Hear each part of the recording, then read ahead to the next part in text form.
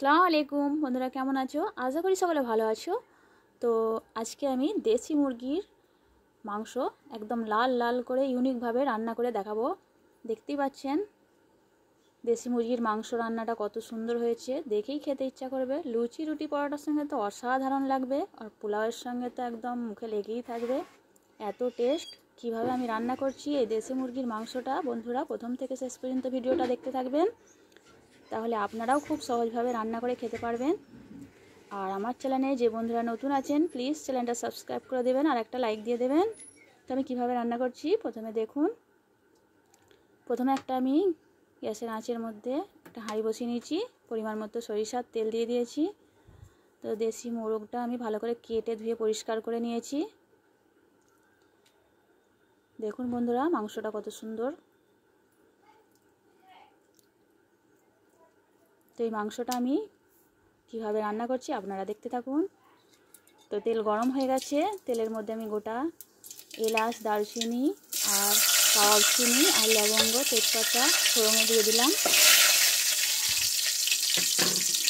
এবার দিয়ে দেবো কেটে রাখা পেঁয়াজ কুচি।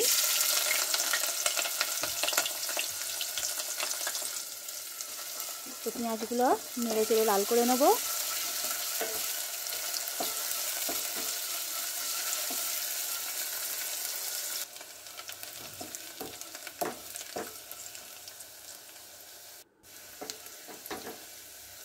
তো পেঁয়াজগুলো লাল হয়ে গেছে আমার হালকা।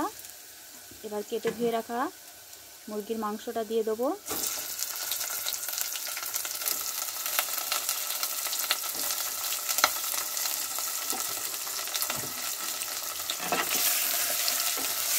তো তেলের মধ্যে আমি এবার মাংসটা নাড়াচাড়া করব।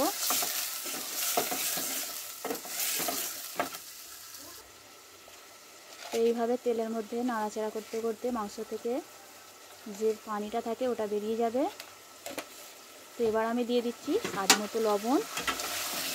লবণটা দিয়ে আবারও ভালো করে তেলের মধ্যে কষিয়ে নেব। এইভাবে লবণ দিয়ে তেলের মধ্যে কষিয়ে নিলে মাংসের যে কাঁচা আঁচটা একটা গন্ধ থাকে ওটা পুরো চলে যায়, আর বেশি কষাতে হয় না, মাংসটা খুব তাড়াতাড়ি রান্নাও হয়ে যায়।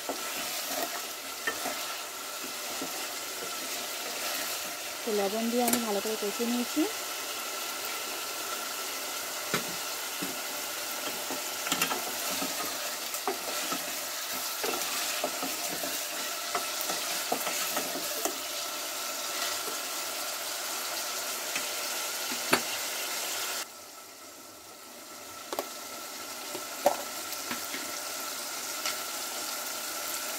মাংসটা কষানো হয়ে গেছে, এবার দিয়ে দিচ্ছি আদা ও রসুন বাটা পরিমাণ মতো।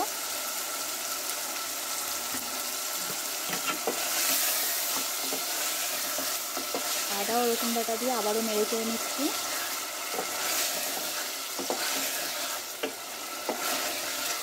আদা রসুনের কাঁচা গন্ধটা চলে যাবে, সেই জন্য এইভাবে নেড়ে নিচ্ছি।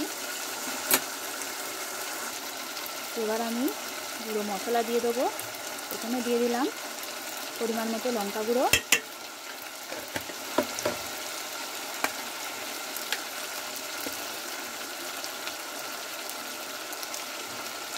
হলুদ গুঁড়ো দিয়ে দিলাম পরিমাণ মতো,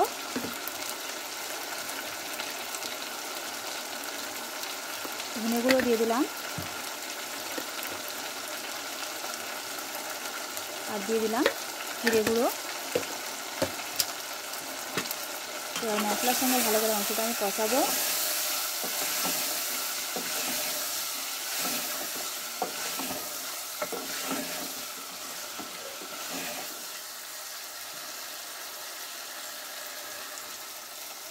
অল্প একটু পানি দিয়ে দিলাম, মশলাটা না জ্বলে যায় সেই জন্য।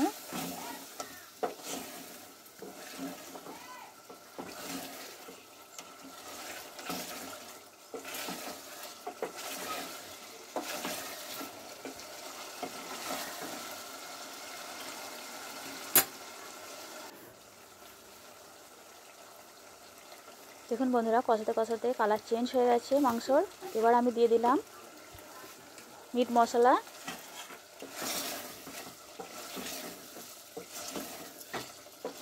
মিট মশলা দিয়ে আবারও আমি কষিয়ে নিচ্ছি।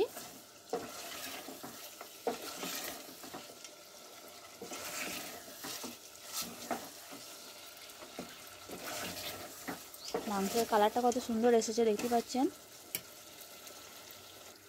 এবার আমি কেটে ধুয়ে রাখা ধনেপাতা কুচিগুলো দিয়ে দিচ্ছি।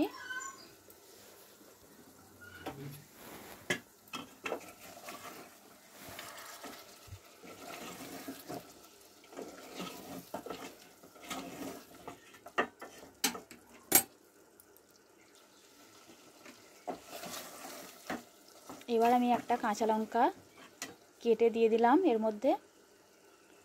তো দেখুন বন্ধুরা, কালারটাও চেঞ্জ হয়ে গেছে আর তেল ছেড়ে গেছে মাংস থেকে কষাতে কষাতেই।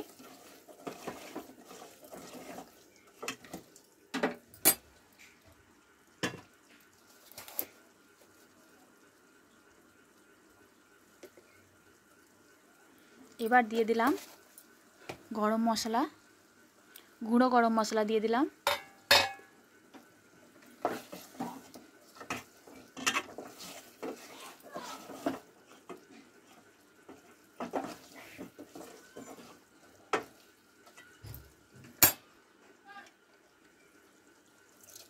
মাংসটা আমার কষানো হয়ে গেছে। এবার সেদ্ধ হওয়ার জন্য পরিমাণ মতো আমি পানি দিয়ে দিচ্ছি। তো দেখুন বন্ধুরা, পরিমাণ মতো আমি পানি দিয়ে দিয়েছি। এবার আমি ঢাকা চাপা দিয়ে মাংসটা রান্না হতে দেবো। তো রান্না আমার হয়ে গেছে। দেখুন বন্ধুরা, কালারটা কত সুন্দর এসেছে, অসাধারণ দেখতে লাগছে, দেখেই খেতে ইচ্ছা করবে, এত সুন্দর হয়েছে মাংস রান্নাটা।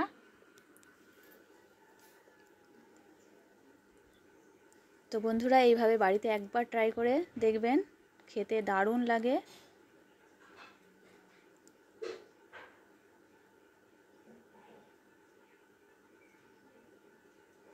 আর কেমন হয়েছে আমার এই দেশি মুরগির মাংস রান্নাটা আমাকে কমেন্ট করে জানাবেন। সকলে ভালো থাকবেন। ভিডিওটা প্রথম থেকে শেষ পর্যন্ত দেখার জন্য সকলকে ধন্যবাদ।